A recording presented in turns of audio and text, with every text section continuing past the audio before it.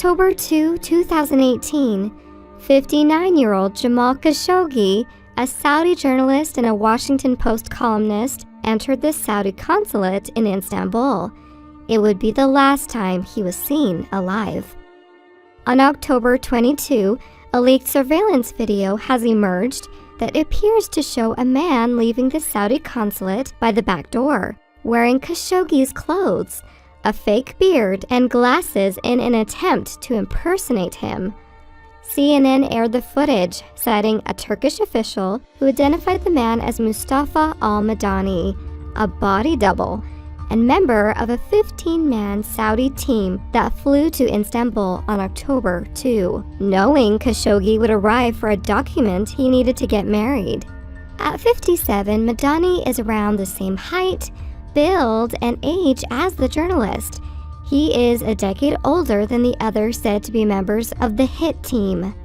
Earlier footage from the day shows a clean-shaven Madani entering the consulate, wearing a blue and white checkered shirt and dark blue trousers. When he left hours later, he was wearing an entirely different outfit. Clothes Khashoggi had worn on his way in, but wearing the same pair of trousers that he had arrived in. The footage was handed to the CNN news channel by Turkish authorities and was later leaked to the public. Madani walks out of the consulate via its back exit with an accomplice, then takes a taxi to Istanbul's famed Blue Mosque, where he goes to a public bathroom, changes back out of the clothes, and leaves.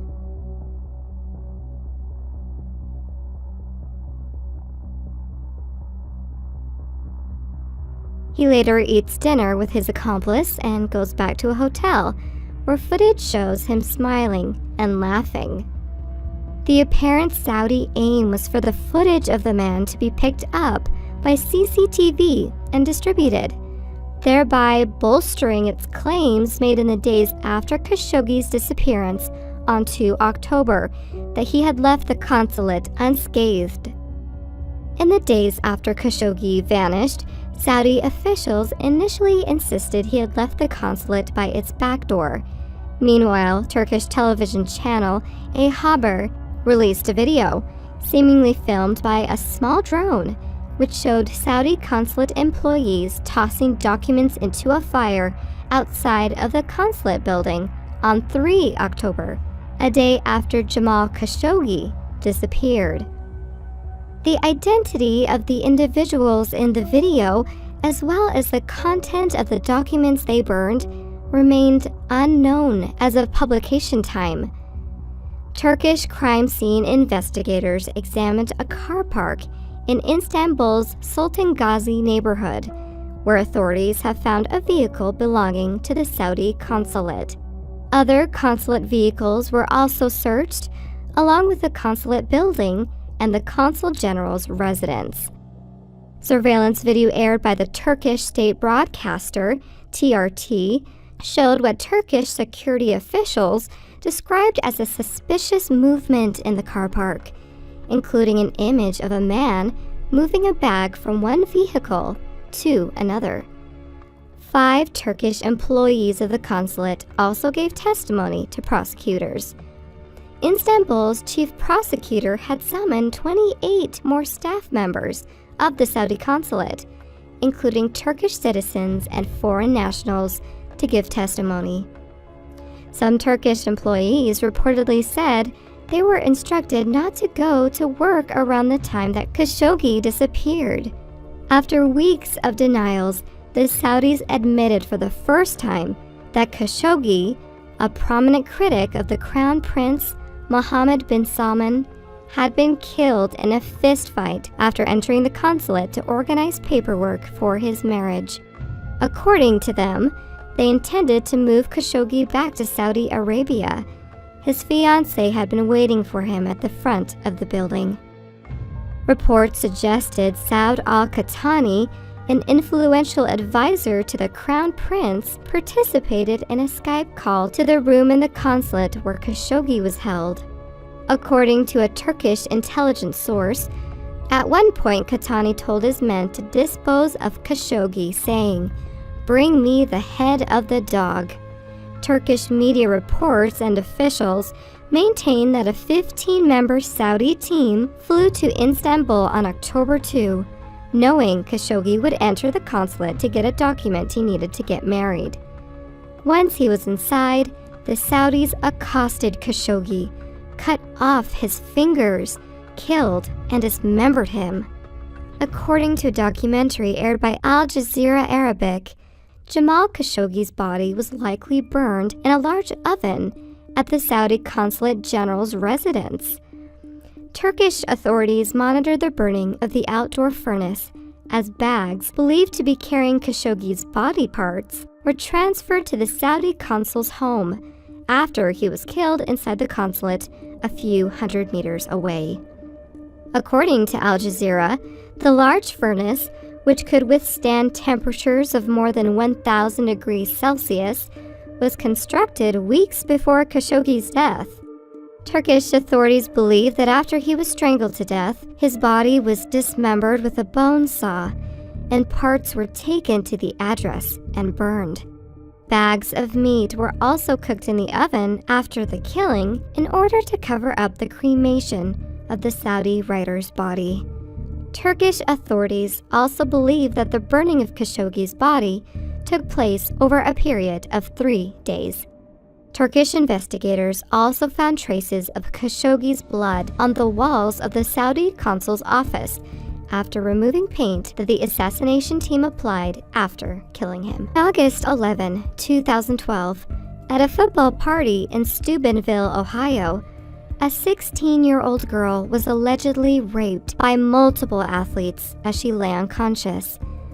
On January 1, 2013, because of social media, horrific details of the case have been leaked to the masses, inspiring a call for increased accountability and a protest. While 2 boys were arrested and charged in relation to the alleged rape, several others had been accused of playing a role in the crime, either by watching without intervening or disseminating photographs of the attack. Due to the small town's close-knit nature, accusations of a cover-up have emerged. According to various reports, an alleged rape crew dragged the young girl from party to party before she finally passed out.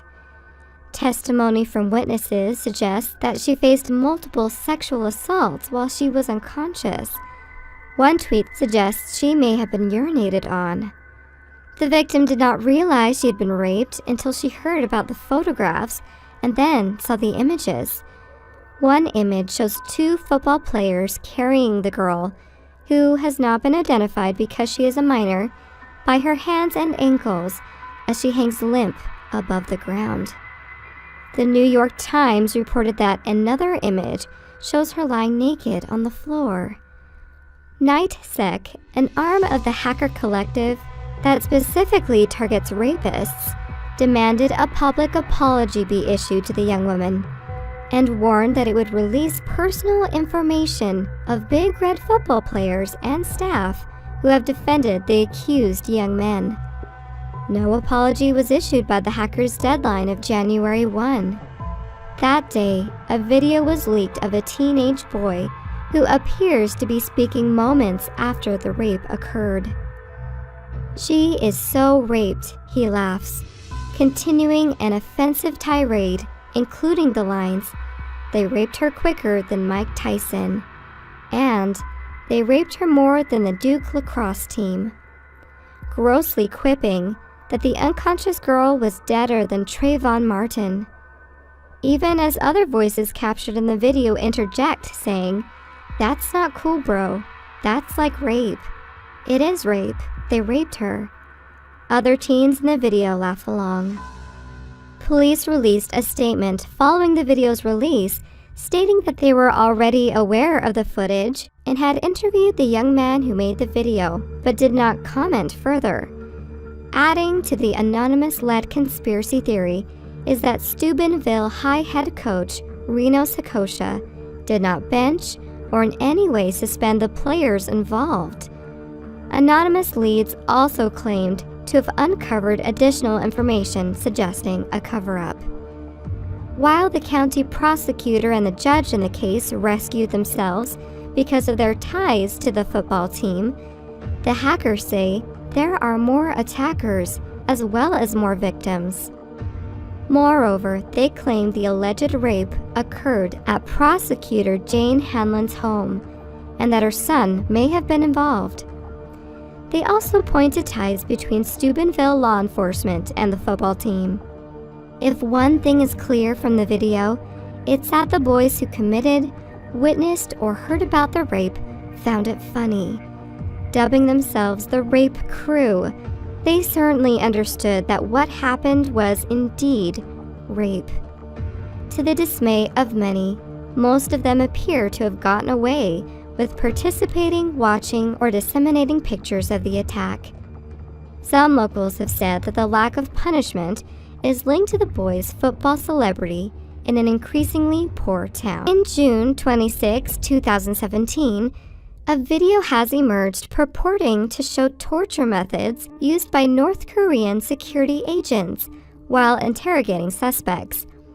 The clip, which surfaced on LiveLeak, shows one agent repeatedly asking a woman if she has had sex with Chinese men. Her hands are bound behind her back as she is thrown around, kicked, and slapped. At one point, he grabs her by the hair before ramming her face into a wall where there is a red marking, which appears to be blood. The video was uploaded to the website in 2012. It also shows another agent shoving a stick in between a man's legs and the chair he is sitting on. He is then slapped across the face and punched in the back of the head. He was allegedly accused of ripping up a photo of Kim Jong-il, the former leader of North Korea. The video has surfaced in the wake of the death of U.S. student Otto Warmbier. Earlier in that month, the 22-year-old was medically evacuated from North Korea after it emerged he had been in a coma since the start of his 15-year sentence for stealing a propaganda poster in 2016. Warmbier's family and officials have pointed blame at the regime's treatment of him, but North Korea has denied any wrongdoing, calling themselves the biggest. On December 26, 1996, JonBenét Ramsey was found dead in the basement of her family home in Boulder, Colorado. She was just 6 years old. Although many people have become persons of interest in the case over the past 22 years, no one has ever been charged with her murder. JonBenét was born on August 6, 1990 in Atlanta and was the youngest child of John and Patsy Ramsey. She had an older brother named Burke who was 9 years old at the time of the murder.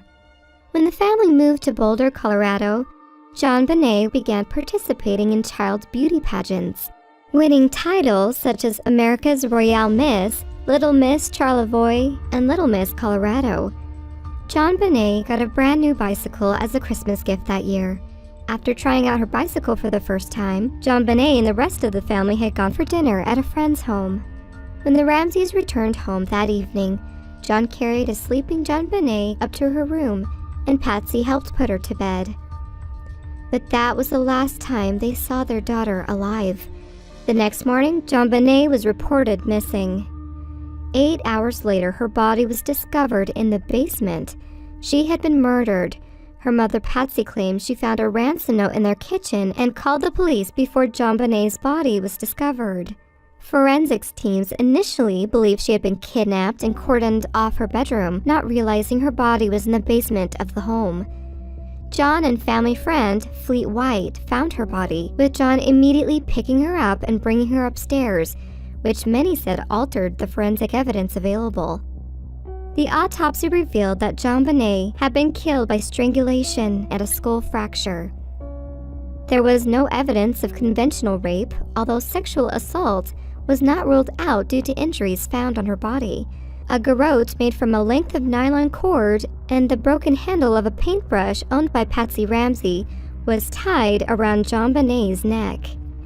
Pieces of pineapple were found in her stomach, which investigators believed she had eaten a few hours prior to her death. Photographs found in the house from that day showed a bowl with pineapple in it, but neither of her parents remembers feeding it to JonBenét. 9-year-old Burke Ramsey's fingerprints were found on the bowl. Patsy and John both maintained that Burke was asleep throughout the whole thing. Suspicion immediately fell on the family. A ransom note found at the scene raised more questions than answers. The 3-page note, which was handwritten, claimed to be from a foreign faction that was demanding money for the return of JonBenét. The note asked for $118,000 to avoid harm befalling the child. The sum was the exact amount of John's bonus that year. In a twist, the pages used for the ransom note had been torn from a pad that Patsy kept by the telephone. There were also a lack of footprints in the snow around the home, suggesting it may have been someone already in the home. A jury voted in 1999 to charge John and Patsy with child abuse, resulting in the death of their daughter. But the charges were never pursued, and DNA evidence taken from JonBenét's clothes later cleared them both. The DNA came from an unknown male and could not be matched to anyone who had been near the scene or handled JonBenét's body. In 2008, the district attorney issued an apology to John and Patsy, saying they were exonerated of any criminal wrongdoing in relation to the death of JonBenét Ramsey. Patsy died of ovarian cancer at age 49 in 2006. John has since remarried and lives in the western United States. While John and Patsy faced their own battle with doubters, JonBenét's brother Burke also came under suspicion. In a controversial CBS television show that aired in September 2016, forensic pathologist Dr. Werner Spitz said there was a reason to believe the then 9-year-old struck JonBenét with a heavy flashlight and accidentally killed her. He suggested that JonBenét took a slice of pineapple from Burke's late-night snack, prompting him to lash out with a nearby torch. Sleuths investigating the death for the TV show claimed Burke had a history of scatological problems. They cited the evidence of a housekeeper who said excrement the size of a grapefruit was once smeared on JonBenét's bedsheets. And behavioral experts who earlier suggested Burke could have killed his sister in a peak of rage after she nicked some of his midnight snacks said he had mental issues around the time. When Patsy Ramsey called the police to report her daughter's death on December 26, 1996, the telephone operator Kim Archuleta described her as frantic and panicked. In 2016, nearly 20 years after the JonBenét Ramsey's murder, new technology has unearthed a conversation that followed after Patsy thought she'd hung up the phone. That conversation, which appears to happen with 2 or 3 other people, has been shown in the docu-series The Case of JonBenét Ramsey. "We're not speaking to you," a male voice, which is believed to be John Ramsey, can be heard explaining. "What did you do? Help me, Jesus," a female voice believed to be Patsy responds. "What did you find?" a child's voice thought to be Burke asks. The family has always insisted Burke was in bed at the time of the grim discovery. Reflecting on that fateful phone call, 911 operator Kim Archuleta noted the change in tone from when Patsy was on the phone to when Patsy thought she had hung up the phone. According to Kim Archuleta, she heard Patsy saying, "Okay, we've called the police, now what?" "So I remained on the phone, trying to listen to what was being said. It sounded like there were 2 voices in the room, maybe 3, different ones. I had a bad feeling about this. To me, it sounded rehearsed," Kim Archuleta said. Most shockingly, the docu-series also leaked a disturbing video revealing JonBenét's brother Burke telling a child psychologist what he thought had happened to his sister back in 1997. The video recording of Burke's 1997 interview was aired for the first time ever, showing him talking about his sister's death in a disturbingly carefree way. When asked what he thinks happened to his sister in the interview, Burke says, "Someone took her very quietly, tiptoed down the basement, then he took a knife out and went." Then he goes on to making a stabbing motion, and says, you know, something like that. Or maybe a hammer hit her in the head, maybe. Besides the response seeming rehearsed and unnervingly detailed, the fact Burke shows no appropriate emotions about his sister's passing, and on top of that, acts out the stabbing and hitting he describes, makes this whole scenario very uncomfortable to watch. While CBS stressed at the end of the show the case is still unresolved and asked viewers to make up their own minds, it's hard not to think of Burke as a suspect after watching the video. Burke filed lawsuits against CBS totaling $750 million after the finger was pointed at him for his little sister's death. Burke appeared on Dr. Phil to clear his name after the CBS documentary came out. He dismissed the claims that he bludgeoned his sister in an interview on the Dr. Phil show. But the 29-year-old was heavily criticized for his creepy body language, as he appeared to smile while recounting the night his sister's body was found. In January 2019, the lawsuit with CBS was settled for an undisclosed amount.